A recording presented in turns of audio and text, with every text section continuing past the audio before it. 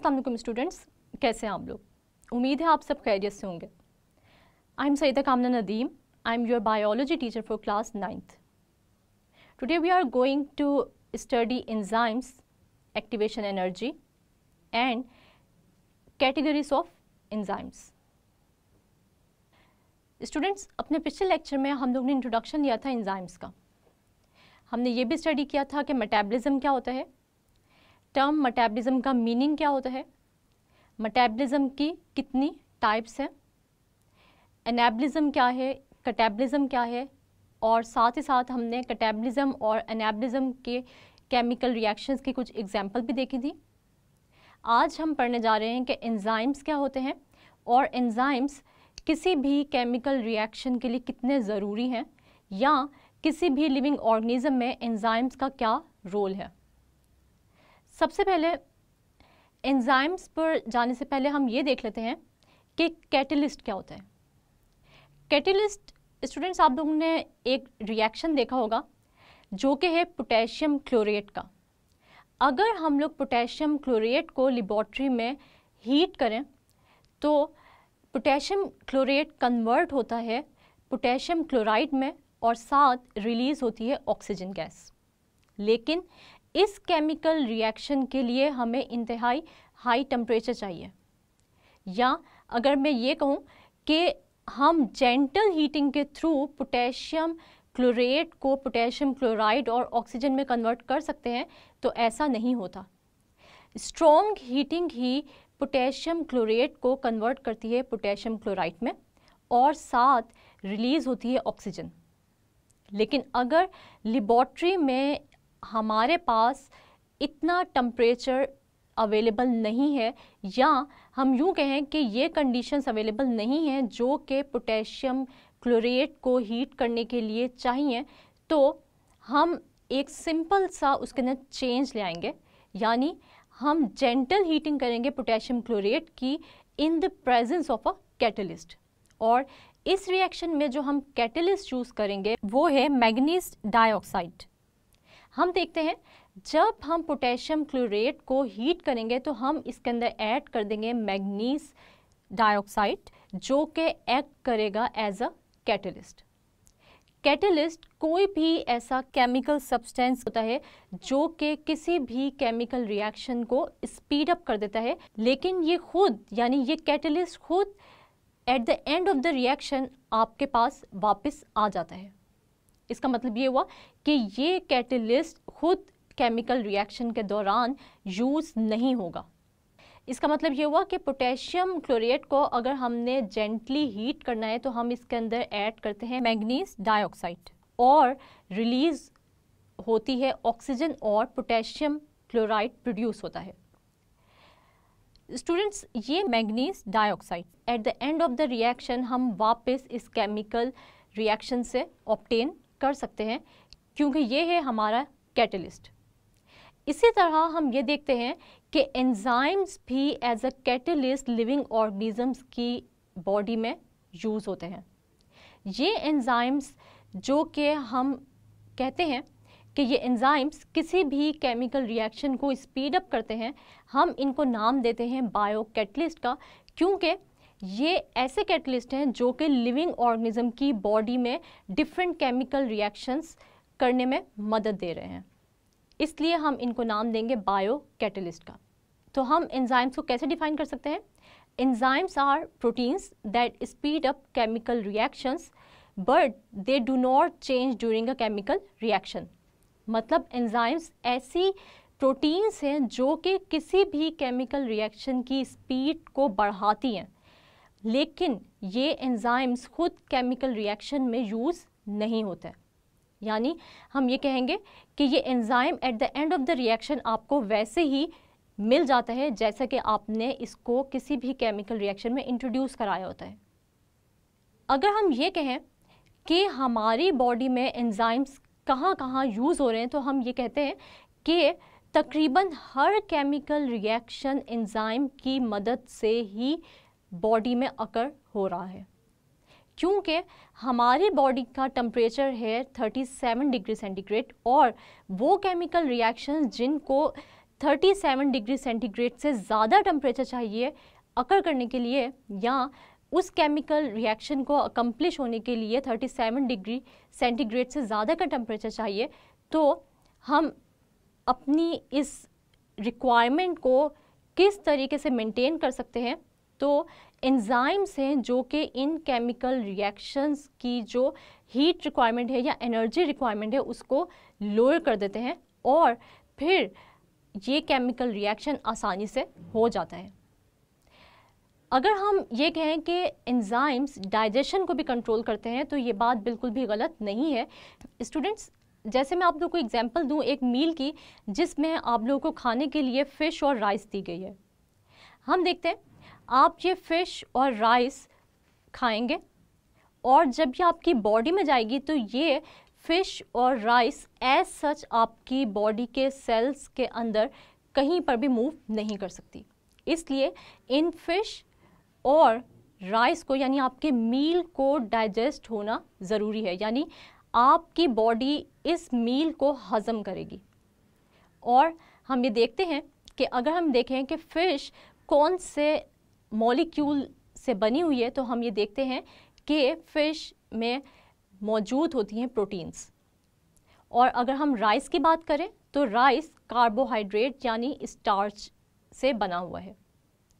हम देखते हैं कि प्रोटीन्स और ये कार्बोहाइड्रेट्स एज सच कभी भी सेल्स या टिश्यूज़ को अवेलेबल नहीं होंगे, बल्कि पहले ज़रूरी है कि इन मॉलिक्यूल्स को हम डाइजेस्ट करें।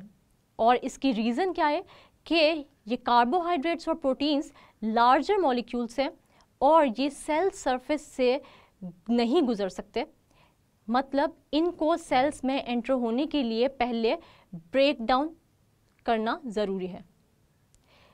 इसका मतलब ये हुआ कि ये कार्बोहाइड्रेट्स और प्रोटीन्स डाइजेस्ट होंगे तो ही, यानी ये लार्जर मॉलिक्यूल्स छोटे मॉलिक्यूल्स में कन्वर्ट होंगे तो ही ये हमारे सेल्स और टिश्यूज़ में आसानी से एंटर हो सकते हैं। और इन कार्बोहाइड्रेट्स और प्रोटीन्स की ब्रेकडाउन से हमें एनर्जी भी मिलेगी in the form of ATP, और ये एनर्जी हम यूज़ करेंगे अपनी डिफरेंट एक्टिविटीज़ को कंट्रोल करने के लिए। हम देखते हैं कि अब ये डाइजेशन, यानी प्रोटीन और कार्बोहाइड्रेट की डाइजेशन किस तरह होगी, तो हमारे अंदर किसी भी फूड या किसी भी मॉलिक्यूल की डाइजेशन या ब्रेक डाउन होती है एंजाइम की मदद से। हम देखते हैं कि हमारे अंदर एक ऑर्गन है स्टमक, जिसके अंदर हमने पढ़ा था पहले चैप्टर में कि कुछ टिश्यूज़ होते हैं जैसे कि मस्कुलर टिश्यू और ग्लैंडुलर टिश्यू। ग्लैंडुलर टिश्यू का हमने एक रोल देखा था जो कि था कि ये प्रोड्यूस करता है गैस्ट्रिक जूस। हमने देखा था कि गैस्ट्रिक जूस में एक एंजाइम होता है जिसको हम कहते हैं पेप्सिन, और ये एंजाइम डाइजेस्ट कराता है प्रोटीन को। हम देखते हैं इसका मतलब ये हुआ कि डाइजेशन एक ऐसा रिएक्शन है जो कि एंजाइम के बगैर पॉसिबल नहीं है। इसका मतलब ये है कि हमारी बॉडी में जितने भी केमिकल रिएक्शंस हो रहे हैं ज़्यादातर वो किस तरीके से होंगे, वो होंगे एंजाइम्स की मदद से। इसीलिए हम देखते हैं कि हमारे केमिकल रिएक्शंस बहुत ही तेज़ी से अकम्प्लिश होते हैं और हमें इतनी ज़्यादा एनर्जी भी उनके लिए रिक्वायर्ड नहीं होती जितनी के, जैसे मैंने आपको एग्जांपल दी थी कि अगर हम एक स्टोव पे शुगर को बर्न करें और दूसरी तरफ हम ये देखें कि हमारी बॉडी में वो शुगर बर्न हो रही है, तो ज़्यादा टेम्परेचर जो रिक्वायर्ड होगा वो उस शुगर को होगा जो कि हम बाहर यानी कि स्टोव पे बर्न कर रहे हैं। लेकिन हमारी बॉडी में क्योंकि एंजाइम्स मौजूद हैं तो ये एंजाइम्स हमारी एनर्जी रिक्वायरमेंट को लो कर देते हैं और हमारे बायोकेमिकल रिएक्शन को स्पीड अप कर देते हैं। मतलब हमारी बॉडी में बहुत सारे ऐसे केमिकल रिएक्शंस हैं जो कि एंजाइम के बगैर अकम्प्लिश नहीं हो सकते। स्टूडेंट्स, आप लोगों ने एक वर्ड सुना होगा एक्टिवेशन एनर्जी का। हम देखते हैं एक्टिवेशन एनर्जी क्या होती है, एक्टिवेशन एनर्जी को हम कैसे डिफाइन कर सकते हैं, और किसी भी केमिकल रिएक्शन के लिए एक्टिवेशन एनर्जी क्यों ज़रूरी होती है, और उस एक्टिवेशन एनर्जी को हम किस तरह लो कर सकते हैं with the help of enzymes, तो वो भी हम इसी लेक्चर में स्टडी करने जा रहे हैं। हम देखते हैं कि एक्टिवेशन एनर्जी होती है the minimum amount of energy that is required to start a chemical reaction, यानी कम से कम अमाउंट ऑफ एनर्जी जो कि किसी भी केमिकल रिएक्शन को स्टार्ट करने के लिए चाहिए होती है, उसको हम कहते हैं एक्टिवेशन एनर्जी। हम देखते हैं कि एक्टिवेशन एनर्जी जब तक किसी भी केमिकल रिएक्शन की पूरी नहीं होगी तब तक वो केमिकल रिएक्शन स्टार्ट नहीं हो सकता। तो हम ये कह सकते हैं कि एक्टिवेशन एनर्जी किसी भी केमिकल रिएक्शन के लिए एज अ बैरियर एक्ट करती है, और इस बैरियर को तोड़ने के लिए जिस केमिकल सब्सटेंस की ज़रूरत होती है वो है एंजाइम। क्योंकि हम देखते हैं कि बहुत सारे ऐसे केमिकल रिएक्शंस होते हैं जिनके लिए जितनी हमें रिक्वायर्ड एक्टिवेशन एनर्जी चाहिए, यानी जितनी एनर्जी हमें उस केमिकल रिएक्शन को स्टार्ट करने के लिए चाहिए, वो लो कर देते हैं एंजाइम्स, और इस तरह हमारा रिएक्शन बहुत ही कम एनर्जी पर और बहुत ही कम वक्त में अकम्प्लिश हो जाता है। और ये सारा का सारा कमाल किसका होता है? तो ये कमाल होता है एंजाइम्स का, जो कि हमारे रिएक्शन को स्पीड अप भी करते हैं और हमारी जो रिक्वायर्ड अमाउंट ऑफ एनर्जी उसको लो भी कर देते हैं। डिफरेंट मेथड्स हैं या डिफरेंट वेज हैं जिसके थ्रू हम देखते हैं कि एंजाइम्स किसी भी केमिकल रिएक्शन के एक्टिवेशन एनर्जी की रिक्वायरमेंट को लो करते हैं। तो हम देखते हैं कि सबसे पहले जो पहला तरीका है वो क्या है कि कोई भी एंजाइम किसी भी सबस्ट्रेट की शेप को चेंज करके उस केमिकल रिएक्शन में जितनी एनर्जी रिक्वायर्ड होती है उसको लो कर सकता है। अगर हम इसका दूसरा तरीका देखें कि एंजाइम किस तरीके से जो है वो किसी भी केमिकल रिएक्शन की एनर्जी को लो डाउन कर सकता है, तो हम ये देखते हैं कि एंजाइम सबस्ट्रेट पर मौजूद चार्जेस की ओरिएंटेशन को भी चेंज करता है, और इस तरह भी एक्टिवेशन एनर्जी जितनी हमें पहले चाहिए थी, अब उस सबस्ट्रेट को प्रोडक्ट में कन्वर्ट करने के लिए हमें कम एनर्जी चाहिए होगी। इसी तरह स्टूडेंट्स, जो तीसरा तरीका है जिसके थ्रू एंजाइम्स किसी भी केमिकल रिएक्शन की एनर्जी की रिक्वायरमेंट को कम कर सकते हैं, यानी एक्टिवेशन एनर्जी को लो कर सकते हैं, तो तीसरा तरीका कौन सा है कि एंजाइम्स किसी भी सबस्ट्रेट की जो ओरिएंटेशन होती है उसको करेक्ट ओरिएंटेशन दे देते हैं। यानी अगर किसी सबस्ट्रेट की एक पोजीशन है और उस पोजीशन पर उस सबस्ट्रेट को प्रोडक्ट में कन्वर्ट करना मुश्किल है, तो इस सबस्ट्रेट की ओरिएंटेशन को हम करेक्ट ओरिएंटेशन पर लाकर इस सबस्ट्रेट को प्रोडक्ट में कन्वर्ट कर सकते हैं with the help of enzymes. यानी एंजाइम्स किसी भी सबस्ट्रेट की ओरिएंटेशन को करेक्ट ओरिएंटेशन देता है और फिर इस सबस्ट्रेट को आसानी से प्रोडक्ट्स में कन्वर्ट कर देता है। और फिर एक तो इसका फ़ायदा क्या होता है कि कोई भी केमिकल रिएक्शन जो है वो स्पीड अप हो जाता है, और साथ साथ जो है इसकी एक्टिवेशन एनर्जी होती है वो भी कम हो जाती है। अब हमें जितनी पहले चाहिए थी एक्टिवेशन एनर्जी, अब हमें उससे कम एक्टिवेशन एनर्जी चाहिए होगी इस केमिकल रिएक्शन को स्टार्ट करने के लिए। तो हमने 3 तरीके पढ़े हैं, एक्टिवेशन एनर्जी किस तरीके से एंजाइम्स जो है वो लो करते हैं। इसके अलावा अगर हम लोग क्लासिफाई करना चाहें एंजाइम्स को, तो मेजर 2 कैटेगरीज है जिनमें हम एंजाइम्स को क्लासिफाई कर सकते हैं। एक कैटेगरी है इंट्रा सेलुलर एंजाइम्स की और दूसरी कैटेगरी है एक्स्ट्रा सेलुलर एंजाइम्स। हम देखते हैं सबसे पहले इंट्रा सेलुलर एंजाइम्स का क्या मतलब है। इंट्रा मीन्स अंदर और सेलुलर मीन्स सेल के अंदर। हम देखते हैं कि वो एंजाइम्स जो के सेल्स के अंदर रहकर, यानी सेल्स के अंदर मौजूद रहकर अपना काम करते हैं, तो उनको हम कहते हैं ये हैं इंट्रा सेलुलर एंजाइम्स। ये जो कैटेगरीज मैं आपको बता रही हूँ इंट्रा सेलुलर एंजाइम्स और एक्स्ट्रा सेलुलर एंजाइम्स के स्टूडेंट्स, ये इनकी साइट की बेस पे हैं, यानी कि जगह की बेस पे हैं कि किस जगह पर ये रिलीज़ होते हैं और अपना काम करते हैं। तो हम देखते हैं कि अगर हम इंट्रा सेलुलर एंजाइम्स की एग्जांपल लें तो ग्लाइकोलिसिस में यूज़ होने वाले एंजाइम्स इंट्रा सेलुलर एंजाइम्स हैं। हम देखते हैं ग्लाइकोलिसिस क्या है। तो glyco means glucose and lysis mean break down. हम देखते हैं कि जो ब्रेक डाउन होती है यानी रेस्पिरेशन है, ग्लूकोज की जो ब्रेक डाउन हो रही है वो होती है सेल के अंदर यानी साइटोप्लाज्म के अंदर। और हम ये देखते हैं कि ये एंजाइम्स यानी ये जो ग्लूकोज ग्लाइकोलिसिस के जो एंजाइम्स हैं जो कि ग्लूकोज की ब्रेकडाउन के लिए चाहिए, ये इंट्रासेलुलर एंजाइम्स हैं और ये साइटोप्लाज्म में रहकर ही एक्ट करेंगे। लेकिन कुछ एंजाइम्स ऐसे होते हैं जो कि सेल से बाहर निकल के एक्ट करते हैं, यानी वो अपना रोल तब प्ले करते हैं जब वो सेल से बाहर होते हैं, यानी उनका केमिकल रिएक्शन जो है वो सेल के बाहर हो रहा है, तो वो बाहर जाएंगे और फिर उस सबस्ट्रेट पर एक्ट करेंगे और उस सबस्ट्रेट को प्रोडक्ट में कन्वर्ट करेंगे। अगर हम लोग एक्स्ट्रा सेलुलर एंजाइम्स की एग्जांपल लें तो एक्स्ट्रा सेलुलर एंजाइम में हमारे पास आ जाता है पेप्सिन। पेप्सिन वो एंजाइम है जो कि एक्स्ट्रा सेलुलर है। क्यों? क्योंकि हम देखते हैं कि glandular tissues gastric juice produce करते हैं स्टमक के अंदर, और हम देखते हैं कि स्टमक में मौजूद जो प्रोटीन्स हैं उन पर ये गैस्ट्रिक जूस एक्ट करता है। इस गैस्ट्रिक जूस में होता है एंजाइम पेप्सिन जो कि प्रोटीन की डाइजेशन में हेल्प करता है। इसका मतलब ये हुआ कि प्रोटीन मॉलिक्यूल्स स्टमक में हैं और ये प्रोटीन मॉलिक्यूल्स स्टमक में, यानी जो स्टमक की वॉल्स के सेल्स हैं उनके अंदर ये प्रोटीन मॉलिक्यूल्स जाकर डाइजेस्ट नहीं हो रहे, बल्कि स्टमक की जो कैविटी है वहाँ पर ये प्रोटीन मॉलिक्यूल्स है। और जो एंजाइम्स हैं जो कि गैस्ट्रिक जूस में प्रेजेंट है, यानी कि पेप्सिन एंजाइम जो गैस्ट्रिक जूस में प्रेजेंट है, ये पेप्सिन एंजाइम सेल से बाहर आ रहा है और ये प्रोटीन को डाइजेस्ट कर रहा है स्टमक की कैविटी में। तो इसलिए हम ये कहते हैं कि ये एंजाइम्स हैं एक्स्ट्रा सेलुलर, यानी ये वो एंजाइम्स हैं जो कि सेल के बाहर एक्ट कर रहे हैं। तो हमने देखा कि इंट्रासेलुलर एंजाइम्स ग्लाइकोलिसिस के एंजाइम्स हैं और एक्स्ट्रा सेलुलर एंजाइम्स में जो हमने एग्जांपल पढ़ी वो कौन सी है?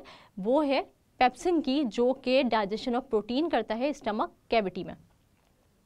स्टूडेंट्स, आज के लेक्चर से भी बहुत सारे शॉर्ट क्वेश्चंस हैं जो कि आ सकते हैं, तो मैं आप लोगों से एक छोटा सा क्विज ले लेती हूँ।